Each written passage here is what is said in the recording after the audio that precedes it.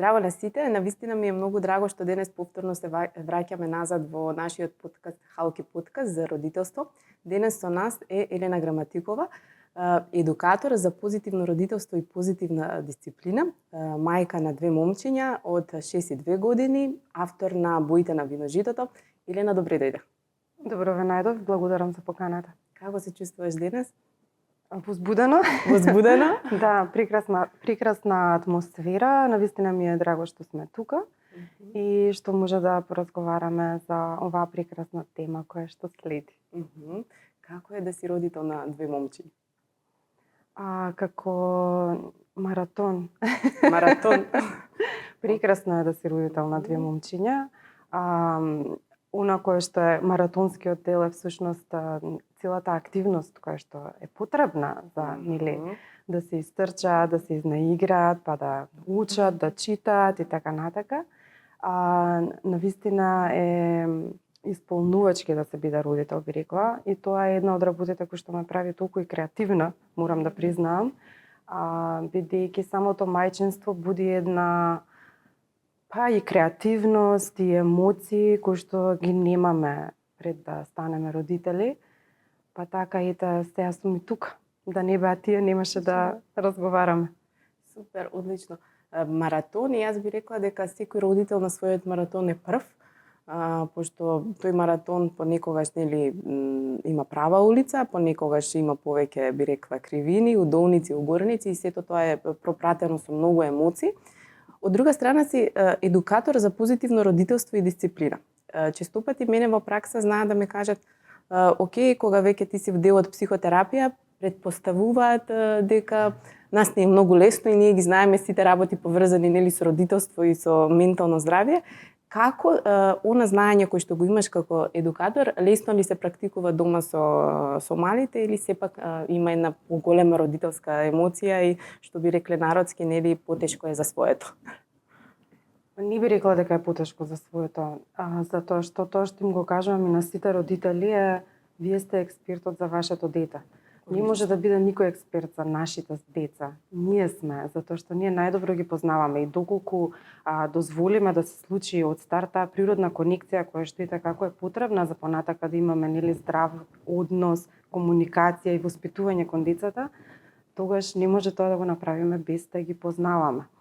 Затоа сме експерти. Би рекла дека тој маратон која веќе така го нарековме е мултидисциплинарен и навистина има предизвици, без разлика од која ниша доаѓаме, која професија и колку сме прочитале книги, курсеви, посетиле и така натака, меѓутоа предизвиците се дел од животот и така растеме. Јас немаше да бидам тука, како што кажав, да не беа моите деца, затоа што и мојата севкупна едукација за родителство започна со мојата прва бременост. Значи, јас како се среќавав со моите лични предизвици, така се надоградував и како едукатор. И така стигнав до ова до кај што сум денес. И знам дека ме чека уште многу долг пат, затоа што моето најстаро детенце има 6 години. Тек што не чека во адолесценција.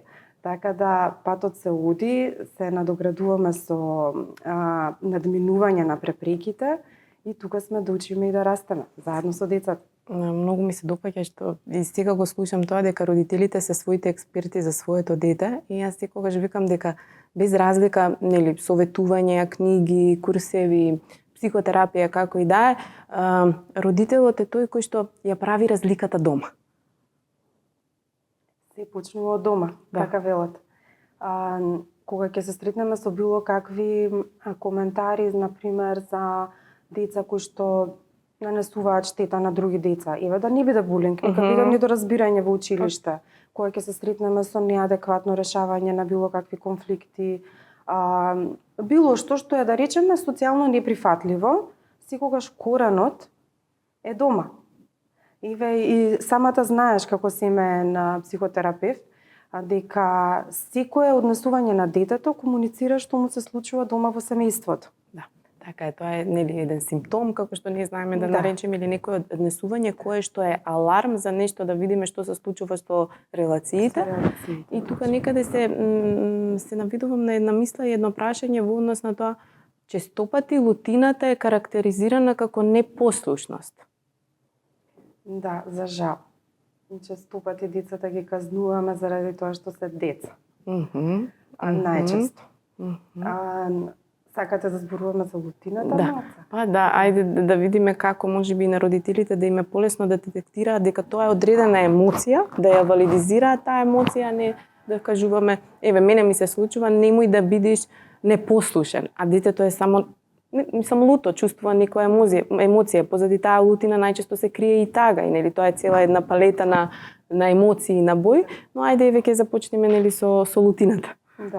Да, точно така. А лутината е една од покомплексните емоции, посебно кај децата, затоа што најчесто тоа го гледаме на виделина. Всушност, ние го гледаме оној слој кој што е однесувањето на детето и си го идентификуваме како непослушност, невоспитано, размазано и така натака. Не погледнуваме малце под површината, затоа што лутината како некој надворешен слој, тоа однесување тригерирано од лутина под себе има, како што кажа, има тага, има фрустрација, може да има глад, може да има чувство на неправда, што се случува, например, сега со школските деца, како почнуваат прво оделение. Првото нешто кое што ги наведува на лутина е неправдата. Сега секој развоен период си носи различен мотив, би рекла, за лутина, меѓутоа што ни кажува лутината? Дали ни кажува дека детето е непослушно или невоспитано, или всушност детето на некој начин сака да искомуницира со родителот? Затоа велам, наместо да гледаме на однесувањето и да пробуваме да го воспитаме детето во тие афектни моменти на искажување некакво незадоволство, наше е да го слушнеме детето и да видиме што таа емоција комуницира со нас родителите. Затоа што нели секое однесување е комуникација, не треба да биде вербално. Така. И доколку ние како родители сме со отворен ум и слух да го видиме, да го слушнеме детето, да пробаме да разбереме што се случува, што е позади ова однесување, што е позади оваа лутина, ние можеме да поставиме многу добра основа и конекција за потоа да работиме на правилно изразување на емоциите. На емоцијата. Да. И јас често пати знам да кажам, не го работиме однесувањето, туку емоцијата која што го поттикнала тоа однесување или одредена реакција. Тука некаде покрај лутината вака некако ми доаѓа за тантруми и често пати родителите се навистина збунети и не знаат како да постапат во таа ситуација. Па еве како ти како родител се справуваш со тантрумите кај твоите деца? Са Пајли имавме тантрум. Доаѓаш во градинка со тантрум. Доаѓам од таква ситуација. Да. И па, како што кажа, во различна развојна фаза, лутината, и така ја наречеме лутината, тоа незадоволство кај децата на различен начин се манифестира. И има различни тригери, различни мотиви. Кај дечиња кои што се на 2 години, 2 до 3 години, имаме потешкотија во прво изразување на емоциите, изразување на желбите, завземање на некоја асертивност, затоа што најчесто се водени од страна на родителот. Тоа мора да оди детето мора да оди во градинка. Примерот утрово. Мора да оди во градинка. Јас имам обврски, сопругот има обврски, ние сите имаме обврски, треба да одиме на работа. Неговата обврска да оди во градинка. Меѓутоа, на 2 до 3 години децата се осамостојуваат. Стануваат поавтентични, поасертивни, повеќе сакаат да ја наметнат и сопствената волја, што е сосема развојно нормално и така треба да биде. И сега тука имаме борба на внатрешната желба и надворешната контрола од страна на родителот. Таа борба кај детето предизвикува незадоволство и фрустрација. Искажувањето на тоа незадоволство и фрустрација кај дечиња од 2 години е тантрум. Не може да биде ништо поинаку, затоа што тоа детенце се уште нема никакви развиени механизми за регулација. Нема никакви развиени можности, нити мозочето не му е прво развиено за да може да се регулира. Единствено што може да каже е да се искаже всушност преку плачење.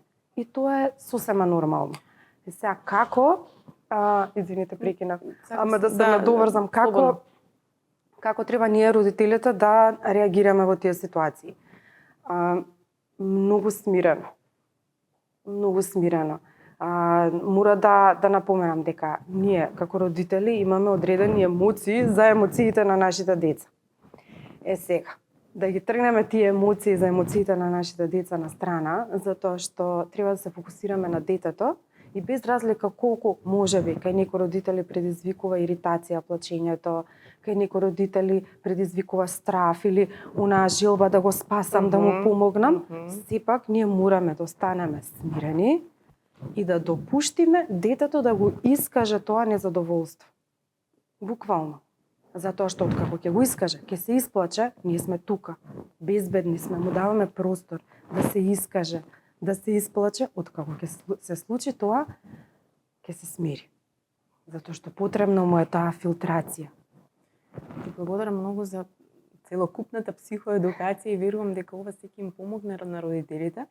Јас не сум родител, ама кога работам со деца се случува да ги имаат тие тантруми кога ќе најдат на некое можеби правило или на некоја обврска која што е потребна да се реализира во текот на играта, задачата нели и самиот час. И знам да баш кажувам да се симнам на нивно ниво, па дури да дадам некаков допир од типот прегратка, да ги погалам по главче, значи да ги гледам контакт око со око за да се почувствува безбедно.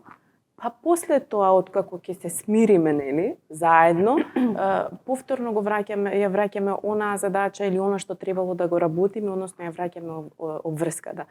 И зошто го кажувам ова? Затоа што таа преплавеност на емоции кај родители некогаш ги става во позиција да се повлечат назад и окей, нели, само да имаме мир во куќата, да не имаме утра плачливи со одредена фрустрација од страна кај дете, знаат да го повлечат, можеби да не отидат во градинка и така натаму, и на тој начин како да ги стопираме развојните задачи и обврски на самото дете. Затоа што задачата на детето е да нели оди во градинка. Обврската на детето е да оди во градинка и од тука повторно се враќаме на она дека родителството е двонасочна улица.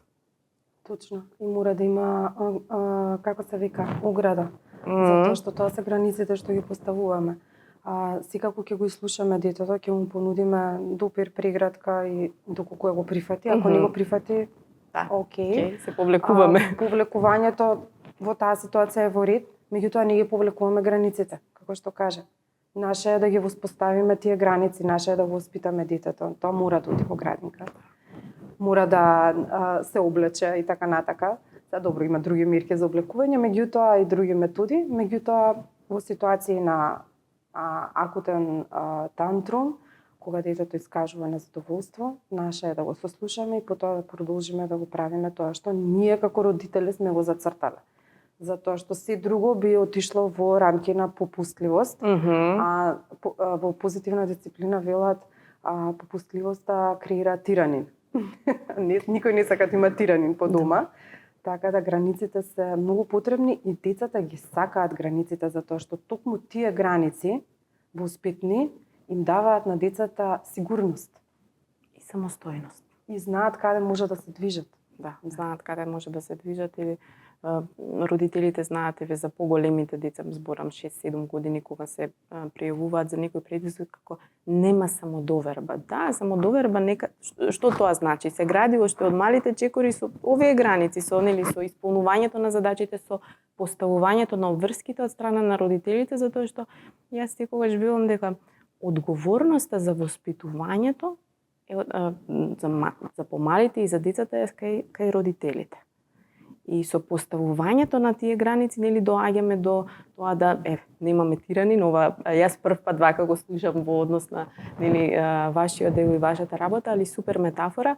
Јас знам често пати да кажам дека ако детето е на река која што брзо тече, некогаш е побрзо, некогаш е поспора, родителите се баш оние брегови за да нели нема преплавување, сето тоа. Метафората на како се вика? Оградата на мостот. Да, оградата на мостот. Ете така. Супер. На многу теми се наоѓаме и сам баш ми е мило тоа. Боите на виножитото, прва сликовница, така, да, и некако тука ова ме поттикнува да прашам, предпоставувам дека и ова е еден тип на алатка која што ќе помогне во однос на валидизација на емоциите. Да, боите на виножитото всушност така и настана. Да речеме емоционална писменост, бидејќи кога Калин наполни 3 години, само околу 3 години тој период, тоа е дете кое што му е читано од година дена, дури и порано. Нема легнување без читање книга. Приказните се тие кои што најмногу му помагаат да ги разбере работите што се случува со него, околу него и така натака. И токму заради тоа ја избрав и приказната како метод, како канал преку кој што ќе допрам до него со цел да му ги објаснам емоциите. И така настана боите на виножитото. Всушност разговаравме за секоја емоција и дававме име, па тој сакаше многу виножита, па и дававме бој, па одеднаш кога тие суштества станаа дел од виножитото и така натака. И да, во книгата се опфатени 5 емоции и сите имаат боја, сите имаат име. И тука е Звездолка, нивната другарка, Звездичка, која што им помага да разберат што им се случува. Всушност, дека е во ред да се лутиме. Сите се лутиме. Лутината е тука да не заштити, да ни каже до каде треба некој друг да оди со нас, нели?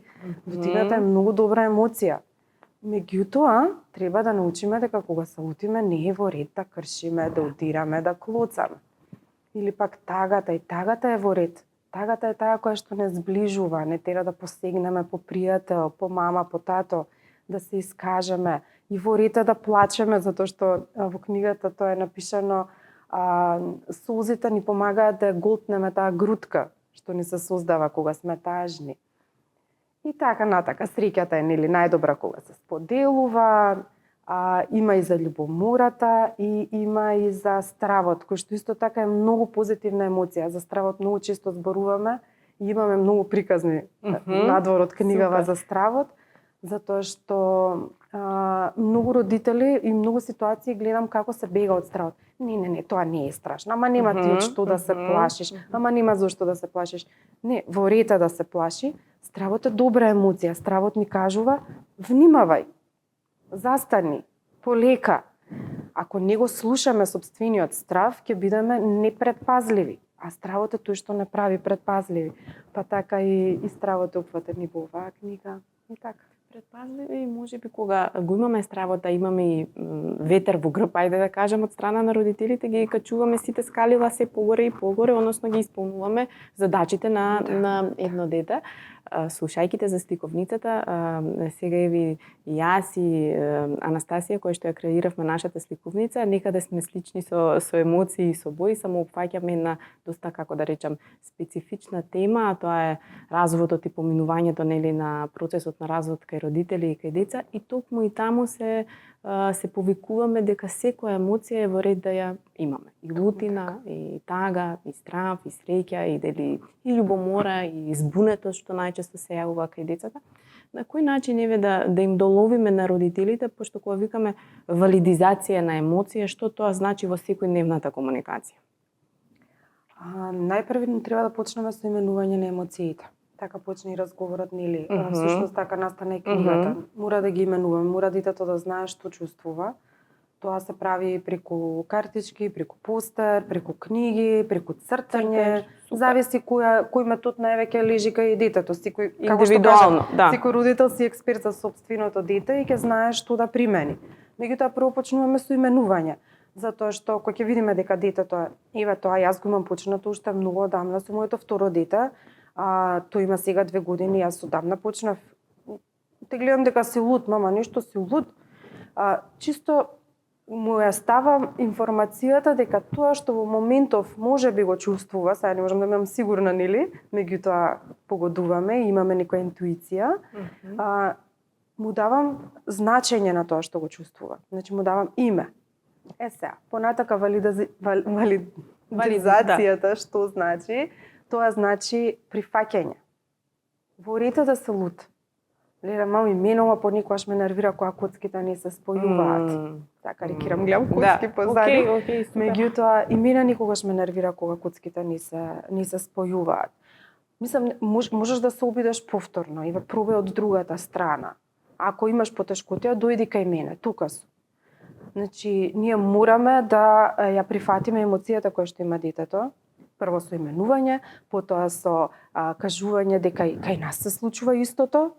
Значи не си сам во ова, и јас се лутам понекогаш, и јас сум тажна понекогаш, сите тоа го чувствуваме, се е тоа во ред, и таа е тоа прифаќање, да. И дури ова со тагата, најчесто родителите се збунети да не покажуваат тага пред своите деца со цел да децата не се растажат, или како сега јас не знам, ќе излезам со насолзени очи, Да. али па јас себе знам да кажам и во ред и тоа да се случи затоа што оставаме простор и тоа дете да утре покажува тага пред нас.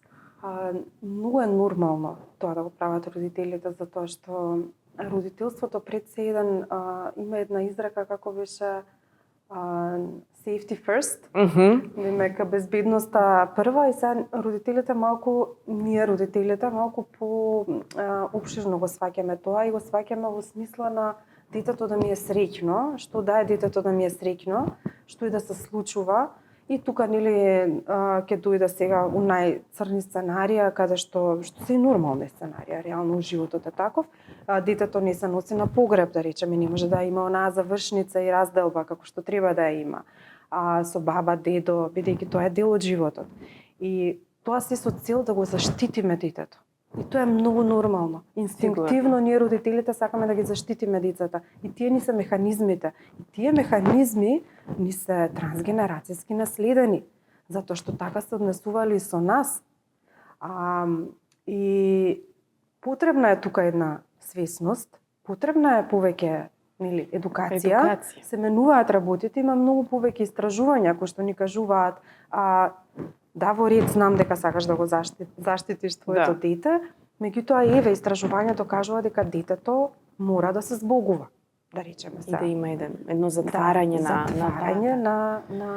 и на тој начин всушност да се соочи на правилен начин со емоциите. Плачењето пред децата мислам дека е во ред. Во некои нормални граници. Исто како што и грешењето, извинувањето за грешките, затоа што тоа е процесот на учење. Ние како модел, прво како модел на некој кој што останува мирен додека трае бурата на тантрумот, потоа како некој кој што ќе сгреши и ќе се извини, му кажуваме на детето, животот е полн со предизвици, мора да бидеме истрајни, кога ќе сгрешиме да си ја поправиме грешката, грешиме, учиме, ние така викаме дома. Грешиме, учиме, тоа е. Не може да бидеме безгрешни. Тажни сме сега, после ќе бидеме среќни. Тука ја учат и онаа минливост, на емоциите. Не, ние нема да бидеме тажни 3 дена, ќе бидеме тажни одредено време. И така натака. И потоа доаѓаме и до комплексноста на емоциите, па моментот кога можеме да бидеме и тажни и среќни истовремено. Една бура, се надоградуваме цело време, како растат децата, така и ние. Тоа е тоа. Да, и ова е многу важно, затоа што јас и претходно го кажав дека не учи само детето од родителот. И родителот учи од детето за многу работи. Некаде тука кога се емоциите, лутината, тагата, зборнавме за тантруми, како е со трпеливост? Еве, тоа е нешто кое што знам да го слушнам. Не е трпелив. Не е трпелива. Ќе те прашав трпеливоста на родителот или на детето? Ајде, затоа што јас го имам другото прашање. Како да имам трпение со детето?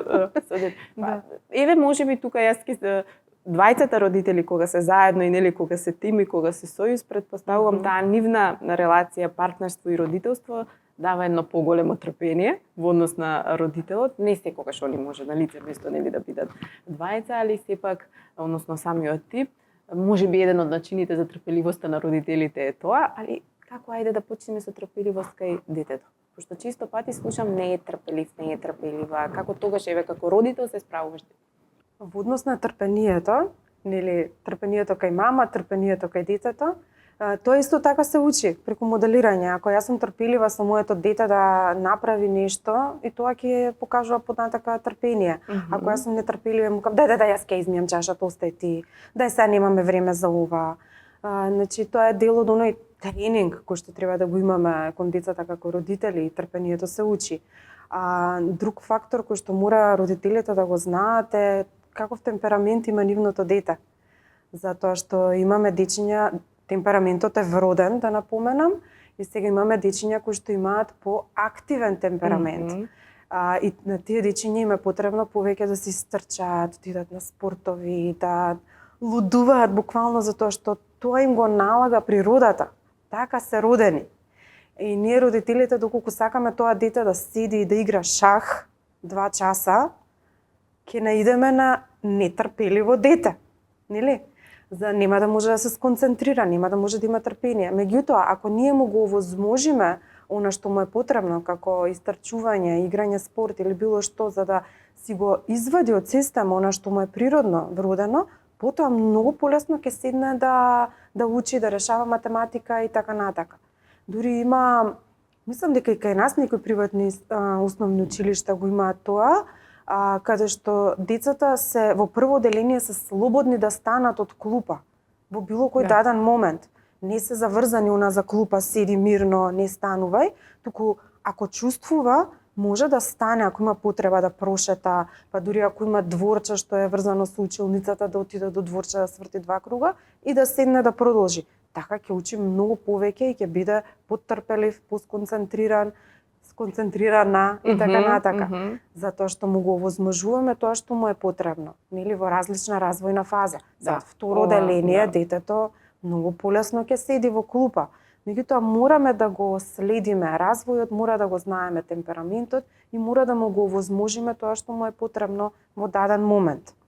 Да ја запознаваме личноста на детето, нели, да ги следиме развојните задачи, односно во која развојна фаза, затоа што многу е битно ако е второ или трето оделение, веќе влегуваме, нели, во тоа дека па треба да сме потрпеливи, нели, да ги завршуваме поразлични се задачите кои што се наметнати од општеството, дадени од општеството и од средината или од училиштето. Исто така во однос на тоа дека родителот е моделот со трпеливоста, нели, ако брзам или веднаш ние улетуваме да ги решиме задачите, мислам дека често се случува тоа и јас знам да кажам, оставете го детето да проба неколку пати да ги нареда коцките, не брго да влетувате да помагате. Пошто тогаш ја креираме таа трпеливост, бидејќи сме со Халки подкаст, некако јас секогаш велам дека и штедењето во однос на нели парички, собирање и на сето тоа вежбаме трпеливост. Што не секогаш треба да добиеме, нели, кога одиме во некој маркет или купуваме играчки да добиеме све. Го практикувате ли тоа дома? Имаме 2 методи. Едниот го пробавме, меѓутоа никако се уште не може да влезе во пракса затоа што се децата мали. Методот кој што влегува во пракса кај нас и функционира е: мама, сакам ова. Супер, да, супер, и мене се свига, ај ќе осликнеме. И кога ќе дојде момент за подарок или кога ќе имаш собрано пари, некој ќе ти даде, може да си го купиш. И така го сликаме нештото. Не секогаш се враќаме, затоа што нели децата имаат импулсивни барања. Не секогаш се враќаме, ама нешто што навистина го сака, ќе си го купи подоцна. Пробавме со штедење пари, меѓутоа се уште е мал и ние не му даваме џепарац, па тој џепарац да го чува, и пробавме, ајде ќе пробаме, а тоа функционира и кај деца на 6 години, кај нас не, меѓутоа кај некој функционира. Секој ден ќе ти даваме по 50 денари или 30 денари, без разлика, ти можеш со тие пари да си купиш сокче или нели што ќе сакаш во моментот, а можеш и да ги чуваш па да си купиш нешто поголемо од овие големиве работи кои што ги сликавме на пример. Сме пробали тоа да го правиме, неколку пати не успеа, меѓутоа не сме ние како родители доследни во она давање џепарац. Кај нас не е праксата таква. Не е праксата. Да, меѓутоа има родители кои што тоа го практикуваат уште од 5 години и функционира. Ми се допадна многу што давате избор. Или тоа е едно од начините како да поставуваме, нели, здрави граници. Да, сум сретнала и јас, така да и преку штедењето се развива, нели, некаков вид на трпеливост. Напоменавме многу важни теми, емоциите, како да се прифаќаат емоциите, како родителот да е присутен и, нели, и со тело и со ум, додека детето покажува некаква емоција, за да може да ја препознаеме таа емоција и да знаеме како да изреагираме, а при тоа да не гасиме веднаш пожар, туку, нели, да прво да го детектираме проблемот, да сме присутни, да понудиме прегратка, допир, валидизација, и некаде во текот на разговорот спомна многу битен дел, а тоа е трансгенерацијски. Па вака некако би сакала да го завршиме со тоа. Сите ние нели имаме свое семејство, имаме своји родители, носиме своји емоции, како тоа се префрла во следната генерација и во родителството. Така па, прво мора да бидеме свесни дека учењето за емоциите, таа емоционална писменост е ново, би рекла, во нашево подневје, посебно. Јас не се сеќам дека моите родители ме описменувале за емоциите и дека начнувале воопшто тема за емоционална интелигенција. Всушност, јас се сретнав со темата емоционална интелигенција кога бев на факултет дури. А и многу луѓе со кои што сум разговарала ми го кажувале истото. Така да, она кое што ние го имаме наследено како родители од нашите родители се малку поинакви сваќања и знаења. Со тоа што пред да продолжам морам да кажам дека сите ние го правиме најдоброто што можеме и го знаеме во дадениот момент. Тоа значи дека нашите родители немале едукација за родителство, во Македонија посебно немало, ниту пак нивните родители, немале книги и литература по кои што може да посегнат за да дојдат до сите овие информации до кои што можеме ние денес. Затоа е потребно ние денес да имаме отворен ум и голема свесност дека дел од нашите реакции се наследени. Меѓутоа, земајќи го предвид се она што ни е сега на дофат како информација, ние можеме и треба да направиме промена. Дел од нас, можеби некој не. Меѓутоа, секој кој што е свесен знае дека нешто треба да поправи, да подобри кај себе. Затоа што никој не е совршен и никој нема да биде. Ниту сум јас совршен родител, ниту некој друг, не постои совршенство. Како што кажав, сите грешиме и сите учиме. Сега, го кажавме тоа, емоции за емоциите. Тие емоции кои што ние ги имаме за реакцијата на нашите деца, за емоциите на нашите деца, се исто така наследени. Тоа не е интуиција. Многу родители знам ќе ми кажат, јас сакам да се водам по сопствената интуиција. Да, меѓутоа тоа не е дел од таа интуиција. Интуицијата е биолошките потреби, основната конекција, меѓутоа останатиот дел од воспитувањето на детето и комуникацијата со детето ни се наследени на многу подсвесно ниво и ние ги користиме исто така на подсвесно ниво. Така да би рекла дека родителите треба да бидат малце поотворени, да научат многу повеќе за емоциите и да го пренесат тоа знаење на сопствените деца и да имаат една работа секогаш во вид, а тоа е дека секое однесување, секоја емоција е комуникација. Мораме да слушнеме што сакаат да ни кажат нашите деца, затоа што не секогаш можат тоа да го кажат и да го направат со зборови. И многу тешко го прават со зборови додека се многу мали. А за да направиме правилна комуникација, да воспоставиме една основа која што понатака ќе биде пресликана во блискост помеѓу родител и дете, ние мораме додека е мало да го слушаме, да му го дадеме тој безбеден простор да се изрази и да му покажеме како да го оди патот на некој социјално прифатлив начин. Ти благодарам многу и повторно се враќаме на нешто кое што јас секогаш велам е многу битно, а тоа е потребата на ние како човекови битија да имаме одредена емоција и да ја препознаваме таа емоција, да се чувствуваме безбедно да ја споделиме. Децата тоа го прават кога они се чувствуваат безбедно покрај своите родители, а однесувањето е последица на таа емоција и таа емоција покрај однесување може да биде пропратена и со одредена мисла која што не секогаш децата ќе ја споделат. Но може доколку детектираме одредено однесување да тестираме, односно претпоставувам си луд, можеби си тажен, за да направиме една безбедна комуникација и да видиме во што е усвари всушност проблемот, не е проблемот однесувањето. Елена, ти благодарам многу, навистина ми е многу драго што денес зборувавме за една многу важна тема во однос на емоциите, затоа што емоциите се присутни секаде околу нас, па така и во родителството и кај децата. Така, благодарам што бев тука, што ме поканивте и многу ми е драго што го направивме овој прекрасен разговор.